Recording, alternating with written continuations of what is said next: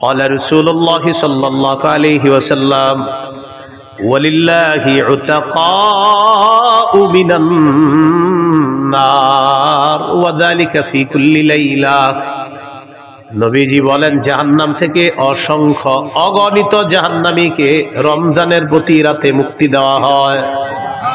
প্রতি রাতে অসংখ্য অগণিত জাহান্নামীকে মুক্তি দেওয়া হয়। তাহলে আমরা দোয়া বাড়ায় দিব, বলেন ইনশাআল্লাহ। রমজান মাস গুনাহ থেকে সংযত হয়ে আগে বেড়ে যাওয়ার মাস। গুনাহ থেকে বাঁচবেন, বেঁচে আগে বেড়ে যাবেন। নাসাইর বর্ণনা 2106 2109 হাদিসগুলোতে আসছে নাসাই। قال رسول الله صلى الله عليه وسلم إذا كان أول ليلة من رمضان রাসূলুল্লাহ সাল্লাল্লাহু আলাইহি সাল্লাম বলেন, রমজানের প্রথম রাত যখন শুরু হয়, ওই রাত থেকে একজন ঘোষণাকারী ঘোষণা দিয়ে বলে, ইয়া বাগিয়াল খাইরি আকবিল ওয়া ইয়া বাগিয়াশ শাররি আকসির। হে কল্যাণ অন্বেষণকারী, তুমি আগে বেড়ে যাও। হে অকল্যাণ অন্বেষণকারী, তুমি সংযত হও। রমজানের প্রতি রাতে একজন ডাক দিয়ে বলে, হে কল্যাণ অন্বেষণকারী, তুমি আরো আগে বেড়ে যাও। ও অকল্যাণ অন্বেষণকারী, থামো, আর কত গুনাহ করবা, থামো। প্রতি রাতে একজন বলে, ও গুনাহকারী, যে গুনাহ করো প্রতিদিন, তুমি খালি অকল্যাণ তালাশ করো, আরে হইছে তো, থামো না এবার। প্রতি রাতে একজন বলতে থাকে। আর যারা কল্যাণের প্রত্যাশী, তাদেরকে প্রতি রাতে একজন ডেকে বলতে থাকে, ও কল্যাণের অন্বেষণকারী, যাও, আরো আগে বেড়ে যাও, তুমি আরো আগে বেড়ে যাও। তাহলে কি শিখলাম? রমজান মাস সংযত হওয়ার মাস, আগে বেড়ে যাওয়ার মাস। আমরা ইবাদতের মাধ্যমে আমরা যেন আগে বেড়ে যেতে পারি, আল্লাহ তৌফিক দান করেন।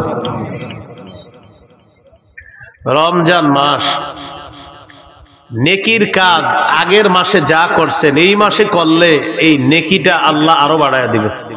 সওয়াব বহু গুণে বৃদ্ধি করার মাস হলো রমজান মাস। এক আনসারী নারীকে রাসূল সাল্লাল্লাহু আলাইহি সাল্লাম বললেন, قال رسول الله صلى الله عليه وسلم لامرأة من الأنصار নবীজি এক আনসারী নারীকে বললেন, ইআতামিরি, রমজান মাসে তুমি উমরা করো। রমজানে কি করো? তুমি উমরা করো। ফাইন্না উমরাতান ফীহি তা'দিলু হাজ্জাতান, রমজান মাসে উমরা করা হজের সমতুল্য হয়ে যায়। দেখছেন নি? রমজানে উমরা করবেন, হজের সমতুল্য। এজন্য আপনারা যারা উমরার নিয়ত আছে অনেকের, মাশাআল্লাহ, আপনি পারলে একটু রমজানে উমরা করেন।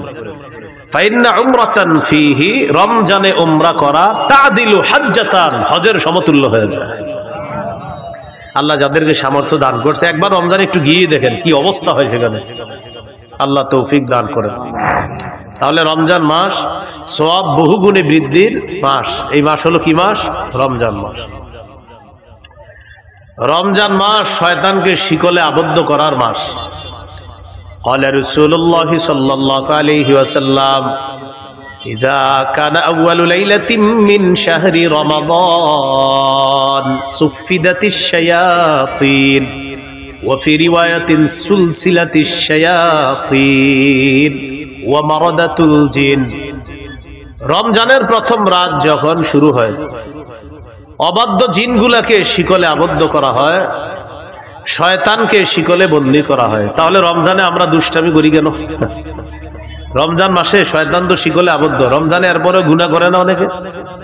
এটা কেন করে বলেন? অভ্যাসগত গুনাহ। কি গুনাহ? রমজানে যারা গুনাহ করে, এটা অভ্যাসগত গুনাহ করে। প্রতিদিন রাত 7টা বাজে সে রিমোট দিয়ে টেলিভিশন ছাড়ে। রমজানে আপনার ইফতারির পরে কি করছে? 7টা বাজে বাস রিমোটটা হাতে নিয়ে ছেড়ে দিয়েছিল। স্ত্রী বলে, রমজান মাস আপনারা জানেন না? ও ইন্না লিল্লাহি ওয়া ইন্না ইলাইহি রাজিউন। মানে ওনার মনে নাই, আসলে উনি যে রমজান এটা মনে নাই। আজকে রিমোটটা নিছে রমজানে, কি কারণে? অভ্যাস। ওই যে প্রতিদিন টেলিভিশন ছাড়ে, রমজানেও ছাড়ছে, অভ্যাসগত গুনাহ। এখান থেকে কি বোঝা যায়? আপনি আজকে থেকে গুনাহ ছেড়ে দেওয়ার অভ্যাস করেন, না হয় রমজানে গিয়ে অভ্যাস ছাড়তে পারবেন না। আল্লাহ তৌফিক দান করেন। আল্লাহ তাআলা পবিত্র কোরআনে বলেন, ওয়াযারু যাহিরাল ইসমি ওয়া বাতিনা, প্রকাশ্য গুনাহ গোপন গুনাহ ছেড়ে দাও। রমজানের প্রস্তুতির মধ্যে এটা একটা প্রস্তুতি, প্রকাশ্য গুনাহ গোপন গুনাহ ছেড়ে দাও। তাহলে আজকে থেকে প্রকাশ্য পাপ গোপন পাপ সবগুলা ছেড়ে দিব, বলেন ইনশাআল্লাহ। সূরা আনআমের 151 নম্বর আয়াতে আল্লাহ বলেন, ওয়ালা তাকরাবুল ফাওয়াহিশা মা যাহারা মিনহা ওয়া মা বাতান। প্রকাশ্য অশ্লীলতা গোপন অশ্লীলতার কাছেও যেও না। প্রকাশ্য অশ্লীলতা গোপন অশ্লীলতার কাছেও যেও না। আপনি মোবাইলে কিছু গুনাহ করেন রাতে, দরজা বন্ধ করে আড়ালে আবডালে, যা আপনার মা জানে না, আপনার বাবা জানে না, আল্লাহ দেখছে আপনাকে প্রতিটা মুহূর্তে। এই প্রকাশ্য পাপের কাছে যাওয়াটা এখনই ছেড়ে দেন। যেমন জিনা নামক পাপের মধ্যে অনেকে জড়িয়ে পড়ে মোবাইলের মাধ্যমে। কানের জিনা, চোখের জিনা, ভিডিও কলে কথা বলছেন, যার সাথে কথা বলা হারাম, চোখের জিনা হচ্ছে। যার সাথে কথা বলা হারাম তার সাথে কথা বলছেন, মুখের জিনা হচ্ছে। দেখে দেখে কথা বলছেন, চোখের জিনা। কানে শুনছেন তো কানের জিনা। মোবাইলে কোনো SMS লিখছেন খারাপ, তাকে এটা হাতের জিনা হচ্ছে। তার সাথে সাক্ষাৎ করবেন, পা দিয়ে হেঁটে হেঁটে রওনা করলেন, পায়ের জিনা হচ্ছে। অন্তরে কল্পনা করছেন সে দেখতে এমন এমন, অন্তরের জিনা হচ্ছে। সহিহ বুখারী 6612 নম্বর হাদিস। রাসূলুল্লাহ সাল্লাল্লাহু আলাইহি সাল্লাম বলেন, ইন্নাল্লাহা কাতাবা আলা ইবনি আদম হাযযাহু মিনাজ জিনা আদরাকা যালিকা লা মাহালা। আল্লাহ তাআলা আদম সন্তানকে জিনার পরীক্ষা দ্বারা পরীক্ষা করেন। এই পরীক্ষায় সবাই পড়বে। ফাজিনাল আইনি আন নাজরু, চোখের জিনা হলো দেখা। এবার আমার সাথে একটু বলেন, বলেন যাকে সরাসরি দেখা হারাম, চোখের জিনা, তাকে মোবাইলে দেখাও চোখের জিনা হারাম। যুবক ভাইয়েরা একটু আওয়াজ দিয়ে বললেন, যাকে সরাসরি দেখা হারাম তাকে মোবাইলে দেখা, যাকে সরাসরি দেখলে চোখের জিনা হয় তাকে মোবাইলে দেখলেও ফাজিনাল আইনি আন নাজরু, চোখের জিনা হলো দেখা। ওয়া জিনাল লিসানাল মানতিক, জিহ্বার জিনা হলো কথা বলা। ওয়ান নাফসু তামান্না ওয়া তাশতাহি, অন্তরের জিনা হলো কল্পনা করা। আপনি কল্পনা করছেন মনে মনে, অন্তরের জিনা। সত্যি করে বলেন, এই জিনায় মানুষ কি পরিমাণ প্রতিদিন প্রতিনিয়ত জড়িয়ে পড়ছে। আর কত বলেন, কবে আপনি গুনাহ ছাড়বেন? আর কত নেয়ামত আল্লাহর ভোগ করার পর আপনার উপলব্ধিতে আসবে যে আমি আল্লাহটা খাইতেছি, আল্লাহটা ভোগ করতেছি, সে আল্লাহ নাফরমানি আমি করতেছি। কিন্তু কবে আপনার বুঝ আসবে যে আমার নাফরমানি করা উচিত না? আল্লাহ বলতেছেন গুনাহ ছেড়ে দাও, প্রকাশ্য গুনাহ গোপন গুনাহ। আল্লাহ বলতেছেন পাপের কাছে যাও না, অশ্লীলতার কাছে যেও না। সূরা বনী ইসরাঈল 31 নম্বর আয়াতে বললেন, ওয়ালা তাকরাবুজ জিনা, বান্দা জিনার কাছেও যাও না। বলেন নাই জিনা কইরো না, বলছে জিনার কাছেও যাও না।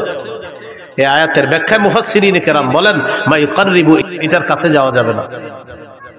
বান্দাকে যে জিনিস জিনা পর্যন্ত পৌঁছে দেয়, এটার কাছে বান্দা যাওয়া যাবে না। এই জন্য ভাইয়েরা, স্মার্টফোন ব্যবহার করলে যার বেশিরভাগ অংশ আপনার গুনাহ হয়, তা আপনি না করাই উত্তম। যদি স্মার্টফোন ব্যবহার এমন হয় বিষয়টা যে আপনি 90% গুনাহ শুধু এটা দিয়ে করতেছেন, আর 10% আপনি ভালো কাজ করেন, সেক্ষেত্রে আপনারাই বলেন কি হুজুর 90 ভাগ গুনাহ করে এটা দিয়ে। যদি এমনটা হয় তো আপনি স্মার্টফোন কিভাবে ব্যবহার করেন বলেন? কারণ আপনি তো 90 ভাগ গুনাহ এটা দিয়ে করতেছেন। কোন আলেম আপনাকে ডাইরেক্ট এটা বলবে না যে তুমি ব্যবহার করবে না, কিন্তু আলেম বলবে তোমার যদি এটা দিয়ে সারাক্ষণ গুনাহ হয় তাহলে তো তুমি এটা ব্যবহার করবে।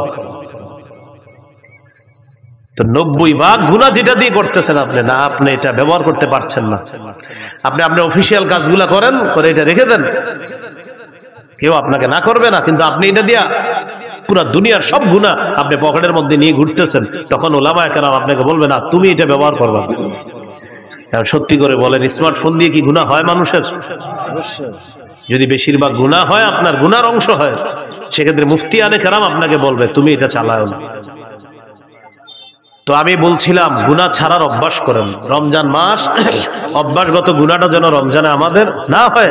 সামনের রমজানটাকে চ্যালেঞ্জ হিসাবে নেন যে ইনশাআল্লাহ এবার আমি গুনাহ মুক্তভাবে রমজানকে স্বাগত জানাবো, আর রমজানেও আমি পরিপূর্ণ সগীরা কবিরা গুনাহ থেকে যথাসাধ্য চেষ্টা করব গুনাহ থেকে বেঁচে থাকার জন্য ইনশাআল্লাহ। আল্লাহ তৌফিক দান করেন। তাহলে শয়তান কোথায় বন্দী থাকে রমজানে? শিকলে। গুনাহ করি কেন? অভ্যাসগত গুনাহ। তাই কি করতে হবে? গুনাহ ছেড়ে দিতে হবে, গুনাহের কাছেও যাওয়া যাবে না। আল্লাহ পাপ থেকে বেঁচে থাকার তৌফিক দান করেন। রমজান মাসের একটা রাত আছে, এই রাতটা 1000 মাসের চাইতে উত্তম। সূরা কদরের 3 থেকে 5 নম্বর আয়াতে আল্লাহ বলেন, লাইলাতুল কদরি খায়রুম মিন আলফি শাহ। লাইলাতুল কদর, কদরের রাতটা, খায়রুম মিন আলফি শাহ, 1000 মাসের চাইতে উত্তম। কয় হাজার মাসের চাইতে? 21, 23, 25, 27, 29, 5টা বেজর রাতে ঘুমাবিনি না, সারা রাত ইবাদত করার চেষ্টা করবেন। 27কে কেন্দ্র করে অপেক্ষা থাকেন না, 21 ইবাদত করবেন, 23তম রজনীতে ইবাদত করবেন, 25তম রজনীতে ইবাদত করবেন, 27, 29তম রজনীতে ইবাদত করবেন। বুখারীতে ইবনে আব্বাসের একটা riwayat আছে, উনি বলেন 24তম রজনীতেও লাইলাতুল কদর হতে পারে। বুখারীর বর্ণনা। কত? 24তম। এই বর্ণনা দেখার পর আমার নিজস্ব উপলব্ধি কি জানেন? শেষের দশকে জোর বেজোর বুঝি না, পুরা 10টা রাতই ইবাদতে কাটানো। শেষের দশক পুরা ইবাদতে কাটান। এর সহজ সিস্টেম, ইতিকাফে বসে যান। ইতিকাফে বসে যান, বাস শেষ দশক, শেষ 10 রাতটা আপনি শুধু ইবাদতে কাটাবেন। এর সহজ উপায় কি? ইতিকাফে যদি বসে যান, তখন তো আপনি সারাক্ষণ ইবাদতে আছেন। সুবহানাল্লাহ। এইজন্য যারা ইতিকাফে বসে তারা তো লাইলাতুল কদর পেয়ে যাবে। তো যাই হোক, এই রমজানটা, শেষের দশকটা একদম মনোযোগ সহকারে প্রতিদিন ইবাদত করবেন, প্রতি রাত বেশি থেকে বেশি ইবাদত করবেন। আল্লাহ তৌফিক দান করেন। এরপরেও যেন বেজর রাত্রিগুলো একটাও আমাদের মিস না হয়। মনে থাকবে তো ইনশাআল্লাহ? আল্লাহ তৌফিক দান করেন। এই হলো রমজান মাসের গুরুত্ব। এখন আমরা জানবো রোজার গুরুত্ব। রোজা, রোজা, সিয়াম। সৌমের আবিধানিক অর্থ হলো আল ইমতিনা, বিরত থাকা। সৌমের আবিধানিক অর্থ হলো বিরত থাকা। কথা না বলাকেও সৌম বলা হয়। কথা না বলাকেও কি বলা হয় ভাই? কথা না বলা কাকে বলে দেখেন তো, আমার দিকে তাকান। এই যে কথা বললাম না, চুপচাপ থাকলাম, এটাকে কি বলা হয়? সৌম বলা হয়। পেরেশান হয়েন না, ফ্যান খুঁজতেছেন, পেরেশান হয়েন না, সমস্যা নেই। হ্যাঁ, আমার গরম দেখে উনি পেরেশান যে ফ্যান লাগবে না, ফ্যান লাগবে না। এটা হয় এই মুহূর্তগুলো আপনার হঠাৎ গরম, হঠাৎ ঠান্ডা। কিছুদিন পরে হয়তো গরমকাল আল্লাহ তাআলা দিয়ে দিবেন। সৌমের আবিধানিক অর্থ আল ইমতিনা, বিরত থাকা। সৌমের আরেকটা আবিধানিক অর্থ হলো কথা বলা থেকে বিরত থাকা। এইটা আমাদের দেশে যদি আইন করা যাইত, রমজানে কথা না বলা, খুব ভালো হইত। এমনি রোজা রাখে না খায়া, কিন্তু জিহ্বা বন্ধ রাখে না। মানে জিহ্বাকে খানা থেকে বন্ধ রাখলেও আপনার এটা দিয়ে গুনাহ থেকে বন্ধ রাখে না, মানে খানা থেকে বন্ধ, গুনাহ থেকে কিনা বন্ধ। যদি এরকম একটা মানে আপনার আইন হয়ে যাইতো যে বিশেষ করে বাংলাদেশে যারা আছে এদের জন্য জিহ্বাটা নিয়ন্ত্রণ করতে হবে। কারণ আমাদের দেশে আপনার রমজান আসলেই সব জিনিসের দাম বাড়ানো শুরু হয়, জিহ্বার মিথ্যা শুরু হয়। অথচ সারা পৃথিবীর অন্যান্য দেশে রমজান যত আসে মুসলমানদের জন্য দ্রব্য মূল্য তত সহনীয় করে দেওয়া হয়, কমায় দেওয়া হয়। সৌদি আরবে রমজান যত আসে, আগে যেটার দাম ছিল বেশি, খেজুরের দাম যদি হয় 10 রিয়াল, রমজান মাসে করে দিবে 5 রিয়াল। পানির দাম যদি হয় 2 রিয়াল, রমজানে 1 রিয়াল। তাদের ইয়াকিন যে একে আল্লাহ 70 দিবে, এটা তাদের ইয়াকিন। আমরা কি করি? যত রমজান কাছে আর খালি খুঁজে হুজুর যে কি কি খায় মুসলমান। 1 নাম্বার খেজুর, বাস বাড়াও দাম। 2 নাম্বার রমজানের কতটুকু অংশ গরম থাকবে? শেষ 20 গরম থাকবে। এবার রমজান আপনার শেষের 20 একটু গরম হবে, তাহলে তরমুজ আটকায় রাখো। শেষের 20-এ মারো তরমুজ ইচ্ছা মতো, প্রথমে আটকায় রাখবে, ছাড়বে না প্রথম দিকে। তখন এটা বাড়াবে, গুদামজাত করবে, এরপরে আপনার এটা সময় মতো বাড়ায় দিবে। এটা কি বলেন ভালো কাজ হলো না এটা সুযোগের অসৎ ব্যবহার করা হলো? অসৎ ব্যবহার। এটা মুসলমানকে, রোজাদারকে কষ্ট দেওয়ার শামিল। আল্লাহ হেফাজত করেন। এই হলো আপনার রমজান মাস। সৌমের একটা অর্থ হলো কথা থেকে বিরত থাকা, এটাও সৌমের একটা অর্থ। যেমন পবিত্র কোরআনে সূরা মারিয়ামে আছে, ঈসা নবীকে তার আম্মা যখন কোলে নিয়ে মানুষের কাছে যাইতেছে, টেনশনে পড়ে গেছে। ঈসা নবীর আম্মা বলতেছে, আল্লাহ ইয়া লাইতানি মিততু ক্বাবলা হাদা, আহারে এই দৃশ্যের আগে যদি আমি মারা যাইতাম ভালো হইত। ওয়াকুনতু নাসিয়াম মানসিয়া, আমার যদি সব ভুলাইয়া দেওয়া হইতো, আমি যদি এমন হইতাম যে সব ভুলে গেছি, তাহলে ভালো হতো। আমার যদি সবাই ভুলে যেত ভালো হতো। কারণ আমি এখন সন্তান নিয়ে যাব, আমার স্বামী নাই, কোনো পুরুষ আমাকে স্পর্শ করে না, জাতি তো আমাকে বলবে সন্তান করতে গেছে। তো বলতেছে ইয়া লাইতানি মিত্তু ক্বাবলা হাযা, হায় আমি যদি এর আগে মারা যাইতাম। ঈসা নবীর আম্মা এটা বলতেছে। তো আল্লাহ তাআলা ঈসা নবীর আম্মাকে বললেন فَإِمَّا تَرَيِنَّ مِنَ الْبَشَرِ أَحَدًا فَقُولِي إِنِّي نَذَرْتُ لِلرَّحْمَنِ صَوْمًا فَلَنْ أُكَلِّمَ الْيَوْمَ إِنسِيًّا। তুমি যদি মানুষের মধ্যে কাউকে দেখো তোমারে ডিস্টার্ব করতে পারে মানুষ, তখন তুমি বলবা ইন্নী নাযারতু লিররহমানি সাওমা, আমি কথা না বলার মানত করেছি, আমি রহমানের জন্য কথা না বলার মানত করেছি। এই যে সৌমা, সৌমা মানে কথা না বলার মানত করা। তাহলে সৌমের একটা অর্থ কি? কথা না বলা। ফালান উকাল্লিমাল ইয়াউমা ইনসিয়া, আজ আমি কিছুতেই কার সাথে কথা বলবো না, কোনো মানুষের সাথে কথা বলবো না। মাহফিল হইতেছে না যারা কিসের আওয়াজ? কিছু ব্যস্তেছে মনে হয় কেউ মাইক দিয়ে, নিষেধ করেন তো। এরকম আপনাদের মাহফিলের পাশে মাইক বাজবে কেন? তা আল্লাহ তাআলা বললেন মারিয়াম তুমি কোন পুরুষকে যখন দেখবা, মানুষকে দেখার পর বলবা আমি রহমানের জন্য কথা না বলার মানত করেছি, আমি কারোর সাথে কথা বলবো না। খুব মন দিয়ে শুনবেন, বুঝাইতে চাইলাম সৌমের একটা অর্থ হলো কথা বলা থেকে বিরত থাকা। তো আমি বলতেছিলাম রমজান মাসে জিহ্বাটারে বিরত রাখার খুব চেষ্টা করা। কেন একটু বুঝেন। হাদিসে আসছে রাসূল সাল্লাল্লাহু আলাইহি সাল্লাম বলেছেন সিয়াম হলো ঢাল, যতক্ষণ এই ঢালটাকে ছিদ্র না করা হবে। বলেন তো সিয়াম কি? ঢাল, জাহান্নাম থেকে বাঁচার ঢাল। এটাকে যতক্ষণ কি না করা হবে, ছিদ্র। রোজা নামক ঢাল ছিদ্র হয় দুটি অপরাধে। কয় অপরাধে? মিথ্যা এবং গীবত। এখন আপনারা বলেন মিথ্যা গীবত হয় কি দিয়ে? জিহ্বা দিয়ে। তাহলে রমজানের রোজাটা হলো ঢাল, ততক্ষণ যতক্ষণ এটাকে ছিদ্র না করা হবে। রমজান নামক রোজা বা রমজানের মাসের যে রোজা, এই রোজা নামক ঢালটা ছিদ্র হয় দুটি অপরাধে। একটি হলো মিথ্যা বলা, আরেকটি হলো গীবত করা। মিথ্যা এবং গীবত হয় জিহ্বা নামক অঙ্গের মাধ্যমে। তাই আজকে থেকে চেষ্টা করা আমরা জিহ্বাকে নিয়ন্ত্রণ করা, এটার মাধ্যমে যেন আমাদের রোজাগুলা ছিদ্র না হয়, যথাসাধ্য চেষ্টা করা। আল্লাহ হেফাজত করেন। তাহলে এবার আপনারা বলেন রোজা ছিদ্র হয় কয় অপরাধে? কি কি? মিথ্যা আর গীবত হয় কোন অঙ্গের মাধ্যমে? তাহলে জিহ্বাকে এখন থেকেই সংযত করা, নিয়ন্ত্রণ করা। আল্লাহ তৌফিক দান করেন। তিরমিজির হাদিস 2406 নম্বর হাদিস, 2406। এই হাদিসের বর্ণনাকারী উকবা ইবনে আমির রাদিয়াল্লাহু তাআলা তিনি রাসূল সাল্লাল্লাহু আলাইহি সাল্লামকে প্রশ্ন করলেন মান নাজাতু ইয়া রাসূলুল্লাহ, ওগো আল্লাহর রাসূল মুক্তির উপায় কি আমি আপনার কাছে জানতে চাই। রাসূলুল্লাহ সাল্লাল্লাহু আলাইহি সাল্লাম বললেন মুক্তির উপায় তিনটি। ভাই মুক্তির উপায় কয়টি? তিনটি। এক নাম্বার আমসিক আলাইকা লিসানাক, তুমি তোমার জবান সংযত রাখবা, জিহ্বা সংযত রাখবা। এটা মুক্তির এক নাম্বার উপায়। এখান থেকে বোঝা যায় জিহ্বা আপনাকে বিপদে ফেলবে। নবী বললেন মুক্তির এক নাম্বার উপায় জবান নিয়ন্ত্রণ করবা। দুই নাম্বার ওয়ালিয়াসাকা বাইতুকা, তোমার ঘর যেন তোমার জন্য প্রশস্ত হয়। এটার উদ্দেশ্য হলো আপনি কাজ শেষ করে তাড়াতাড়ি বাসায় চলে যাবেন। 6টা বাজে বাসায় যাওয়ার কথা, আপনি রাত 10টা 11টা বাজছে এখনো বাসায় যান না। স্ত্রী ফোন দিয়েছে কি ব্যাপার, 6টায় বাসায় আসার কথা, সর্বোচ্চ 6:30 7টা বাজতে পারে, আপনি এখনো আসেন নাই কেন? বন্ধুদের সাথে আসি। না, বন্ধুদের সাথে থাকা যাবে না।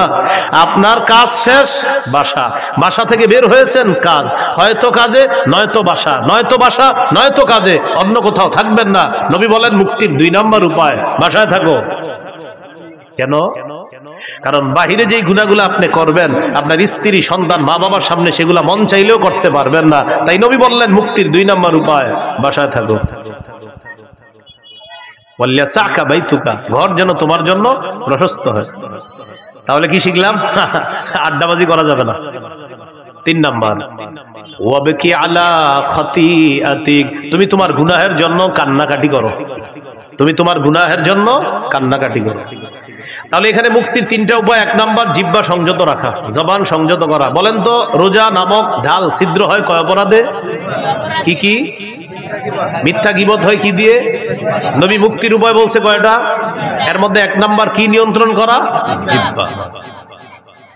তিরমিজির হাদিস 2407 নম্বর হাদিস, 2407 এই হাদিসের মধ্যে আসছে قال رسول الله صلى الله عليه وسلم إذا أصبح ابن آدم فإن الأعضاء كلها تكفر اللسان اتق الله فينا فإنما نحن بك فإن استقمت استقمنا وإن اعوججت اعوججنا। আদম সন্তান যখন সকালে ঘুম থেকে ওঠে, আমি আপনি আমরা যখন আগামীকাল সকালে ঘুম থেকে উঠব, আমার আপনার সমস্ত অঙ্গ প্রত্যঙ্গ গুলা জিহ্বাকে ডাক দেয়। কাকে? জিহ্বাকে ডেকে বলে ইত্তাকিল্লাহ ফিনা, ও জিহ্বা আমাদের ব্যাপারে আল্লাহকে ভয় করো। পা জিহ্বাকে ডাক দেয়, হাত জিহ্বাকে ডাক দেয়, নাক জিহ্বাকে ডাক দেয়, চোখ জিহ্বাকে ডাক দেয়, কান জিহ্বাকে ডেকে বলে ও জিহ্বা আমাদের ব্যাপারে আল্লাহকে ভয় করো। কারণ আমরা তোমার মাধ্যমে নিয়ন্ত্রিত। জিহ্বাকে বলে সবাই জিহ্বা তুমি যদি সোজা থাকো আমরাও সোজা থাকবো, ঠিক থাকবো। জিহ্বা তুমি যদি বাঁকা হয়ে যাও আমরাও বাঁকা হয়ে যাও। তাহলে বলেন তো রোজা নামক ঢাল ছিদ্র হয় কয় অপরাধে? কি কি? মিথ্যা গীবত হয় কোন অঙ্গ দিয়ে? জিহ্বা দিয়ে। সমস্ত অঙ্গ প্রত্যঙ্গ কাকে বস মানে? জিহ্বা। জিহ্বা বস সবার, এজন্য এটা নিয়ন্ত্রণ করেন না। তিরমিজির হাদিস 2408 নম্বর হাদিস قال رسول الله صلى الله عليه وسلم من يتكفل لي ما بين لحييه وما بين رجليه اتكفل له بالجنة। রাসূলুল্লাহ সাল্লাল্লাহু আলাইহি সাল্লাম বলেন, আমার কোন উম্মত যদি দুটি অঙ্গের নিশ্চয়তা আমাকে দিতে পারে যে সে জিহ্বা দিয়ে গুনাহ করে না আর লজ্জাস্থান দিয়ে গুনাহ করে না, দুই চোয়ালের মাঝের অঙ্গ তথা জিহ্বা, দুই রানের মাঝের অঙ্গ তথা লজ্জাস্থান, এই দুটি অঙ্গ দিয়ে সে গুনাহ না করার নিশ্চয়তা যদি আমাকে দিতে পারে, আমি নবী তাকে জান্নাতে নেওয়ার জিম্মাদার হয়ে যাব। তিরমিজির হাদিস 2409 2409 قال رسول الله صلى الله عليه وسلم من وقاه الله شر ما بين لحييه وما بين رجليه دخل الجنة। রাসূলুল্লাহ সাল্লাল্লাহু আলাইহি ওয়াসাল্লাম বলেন, আল্লাহ তাআলা যদি কোনো ব্যক্তিকে জিহ্বা এবং লজ্জাস্থানের গুনাহ থেকে হেফাজত করে, অনিষ্টতা থেকে হেফাজত করে, আল্লাহ তাআলা যদি আমাকে আপনাকে জিহ্বা এবং লজ্জাস্থানের অনিষ্টতা থেকে হেফাজত করে, বাঁচায়, নবী বলেন সে মরবে, দাখালাল জান্নাহ, জান্নাতে প্রবেশ করবে। আল্লাহর কাছে বলে, আল্লাহ জিহ্বার অপরাধ থেকে বাঁচান, লজ্জাস্থানের অপরাধ থেকে আমাকে বাঁচান। বলেন আমিন। তিরমিজির হাদিস 2410 নম্বর হাদিস। এই হাদিসের বর্ণনাকারী সুফিয়ান রাদিয়াল্লাহু তাআলা তিনি রাসূলুল্লাহ সাল্লাল্লাহু আলাইহি ওয়াসাল্লামকে বললেন, হাদিসনি বিআমরিন আ'তাসিমু বিহি ইয়া রাসূলুল্লাহ, হুজুর আমাকে এমন কিছু বলেন যেটা আমি মজবুত ভাবে আঁকড়ে ধরবো, এমন কিছু আমাকে বলেন। فقال رسول الله صلى الله عليه وسلم قل ربي الله ثم استقيم, তুমি বলো আমার রব আল্লাহ, এটার উপর অটল থাকবা। বলেন রব্বি আল্লাহ, বলেন আবার রব্বি আল্লাহ, আল্লাহ আমার রব বা আমার রব আল্লাহ। নবীজি বললেন তুমি এই কথাটা বেশি বেশি বলবা আর এটার উপর অটল থাকবা যে আমার রব আল্লাহ, আমার রব আল্লাহ, রব্বি আল্লাহ, আমার রব আল্লাহ। এর মানে হলো লা ইলাহা ইল্লাল্লাহ, আরো যত কিছু আছে এগুলা বেশি বেশি বলা, মানে আপনি স্বীকৃতি দেওয়া আমার রব আল্লাহ, এই কথার উপর অটল থাকা। এবার সাহাবী গুরুত্বপূর্ণ একটা প্রশ্ন করলেন রাসূল সাল্লাল্লাহু আলাইহি সাল্লামকে, মা আখওয়াফু মা তাখাফু আলাইয়া ইয়া রাসূলুল্লাহ, হুজুর আমার জন্য সবচেয়ে বিপজ্জনক আপনি কি মনে করেন? নবীজিকে প্রশ্ন করলেন, ইয়া রাসূলুল্লাহ আমার জন্য সবচেয়ে বিপজ্জনক বিষয় কোনটি আপনি মনে করেন? আপনার কাছে জানতে চাই। ফাখাযা বিলিসানি নাফসিহি, নবী নিজের জিহ্বা মুবারক ধরে বললেন হাযা, এটা, হাযা, এটা। নবী নিজের জিহ্বা ধরে বললেন এটা তোমার জন্য সবচেয়ে বিপজ্জনক মনে করি। কেমন যেন আমাকে আপনাকে সকলকে এটা দ্বারা আল্লাহ রাসূল হুঁশিয়ার বানিয়ে দিচ্ছেন। এক সাহাবীকে নবীজি বলতেছেন তোমার জন্য সবচেয়ে বিপজ্জনক মনে করি, নিজের জিহ্বা দেখায় বলতেছে হাযা, এটা। শুধু কি সাহাবীকে বলেছেন না আমাদের সকলকে? এটা সবচেয়ে বিপজ্জনক। তাহলে মূল কথায় চলে আসি, রোজা ছিদ্র হয় কয় অপরাধে? কি? মিথ্যা গীবত হয় কোন অঙ্গ দিয়ে? জিহ্বা। সবচেয়ে বিপজ্জনক অঙ্গের নাম কি? সমস্ত অঙ্গ প্রত্যঙ্গের বসের নাম কি? জিহ্বা। সবাই সকালবেলা কারে ডাকতে থাকে? জিহ্বা। তাহলে এটা বেশিরভাগ মানুষকে জাহান্নামে নিবে, আল্লাহ হেফাজত করেন। তিরমিজির হাদিস 2616 নম্বর হাদিস, 2616 হাদিসের বর্ণনাকারী মুআদ ইবনে জাবাল রাদিয়াল্লাহু তাআলা তিনি বলেন কুনতু মা রাসূলিল্লাহি সাল্লাল্লাহু আলাইহি ওয়াসাল্লাম ফি সাফারিন, আমি রাসূলুল্লাহ সাল্লাল্লাহু আলাইহি সাল্লামের সাথে এক সফরে ছিলাম। فأصبحت يوما قريبا منه ونحن نسير فأصبحت قريبا منه ونحن نسير। নবীর সাথে এক সফরে ছিলাম। সফরে চলতে চলতে একদিন সকালবেলা নবীর কাছাকাছি পৌঁছে গেলাম। বুঝছেন তো সফরটা, মানে ওই যুগের সফর কেমন হতো? কেউ হেঁটে, কেউ ঘোড়ায়, তো এইভাবে লম্বা বাহিনী। তো সাহাবী বলেন ওই সফরের মধ্যে আমিও ছিলাম। আমি একদিন নবীর কাছাকাছি চলে গেলাম সকালবেলা নবীর কাছাকাছি যাওয়ার পর আমি নবীজিকে গুরুত্বপূর্ণ একটা বিষয়ে জানতে চাইলাম। তাহলে এই বিষয়গুলো আমাদের গুরুত্ব সহকারে জানতে হবে। হ্যাঁ, সবাই খুব মন দেন। সাহাবী বললেন আখবিরনি বিআমালিন ইউদখিলুনিল জান্নাহ ওয়া ইউবাঈদুনি মিনান নার। হুজুর আমার এমন কিছু আমল বলেন যে আমলটা আমাকে জান্নাতে প্রবেশ করাবে, জাহান্নাম থেকে আমাকে দূরে রাখবে, এমন কিছু আমাকে বলেন। فقال رسول الله صلى الله عليه وسلم, নবীজি বললেন তা'বুদুল্লাহ লা তুশরিকু বিহি শাইআ। রাসূলুল্লাহ সাল্লাল্লাহু আলাইহি সাল্লাম বললেন তুমি আল্লাহর ইবাদত করবা, আল্লাহর সাথে শিরিক করবা না। ওয়া তুকিমুস সালাহ, তুমি নামাজ কায়েম করবা। ওয়া তুতিজ যাকাত, তুমি যাকাত আদায় করবা। ওয়া তাহুজ্জুল বাইতা, তুমি হজ করবা। ওয়া তাসুমু রমাদান, তুমি রমজানে রোজা রাখবা। এখন বলেন তো ইসলামের মৌলিক বিধানগুলো চলে আসছে না কথার মধ্যে? রাসূলুল্লাহ সাল্লাল্লাহু আলাইহি সাল্লাম বললেন আলা আদুল্লুকা আলা আবওয়াবিল খাইর, আচ্ছা আমি কি তোমাকে কল্যাণের দরজাসমূহের কথা বলবো না? এবার নবীজি বললেন কল্যাণের অনেকগুলা দরজা, এর মধ্যে উল্লেখযোগ্য দরজা হলো 3টি। কল্যাণের উল্লেখযোগ্য দরজা কয়টি? 1 নাম্বার আস-সাওমু জুন্নাহ, 1 নাম্বার কল্যাণের দরজা হলো সিয়াম, রোজা রাখা। 2 নাম্বার আস-সাদাকাতু তুতফিউল খাতিআতা কামা ইউতফিউল মাউন নার। 2 নাম্বার কল্যাণের দরজা হলো সদকা করা। সদকা এমন একটি ইবাদত, পানি যেমন আগুনকে নিভিয়ে দেয়, সদকা মানুষের গুনাহগুলোকে ধুয়ে মুছে সাফ করে দেয়। তুতফিউ নিভিয়ে দেয়, সদকা গুনাহকে মিটিয়ে দেয়, নিভিয়ে দেয়। পানি যেমন আগুনকে নিভিয়ে দেয়, তো সদকা গুনাহকে এমন ভাবে মিটিয়ে দেয়, বিলীন করে দেয়, পানি যেমন আগুনকে বিলীন করে দেয়, মিটিয়ে দেয়।